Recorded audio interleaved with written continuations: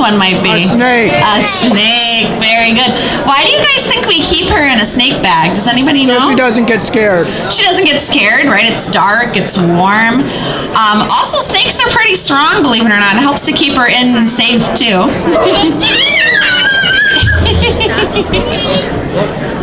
Pretty, beautiful. I know. So, this is Lizzie, and Lizzie is a type of snake called a ball python.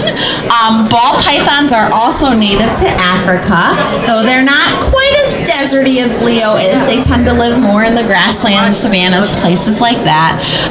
But Lizzie, of course, is also another animal that we have at the zoo who was actually born and raised by people. She actually used to be someone's pet many years ago now. We've had Lizzie at the zoo for more than 10 years. So we think that Lizzie's probably about the same age as Winston, if not a little bit older. But before that, she was someone's pet, and we adopted her at the zoo because unfortunately they couldn't care for her anymore.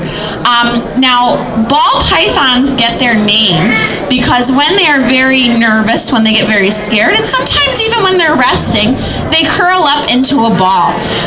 Now, when I first heard that, when I thought that that's what they do when they get scared, I kind of thought, well, that doesn't sound like the best defense, right? I mean, she doesn't have a shell, she doesn't have any spikes, so curling up into a ball doesn't really seem like that good of an idea. But the reason why she does this is because it is very, very difficult for animals in the wild to tell the difference between Lizzie and a snake that might be dangerous or venomous to them. So when she curls into a ball, she actually hides her head kind of in the middle, and she tucks her face away.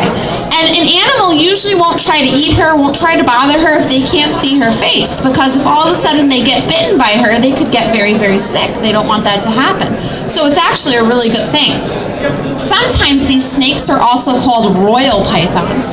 Now, some of the people that live in Africa actually still believe and used to believe that the little patterns that Lizzie has on her were actually the faces of past kings and queens of Africa.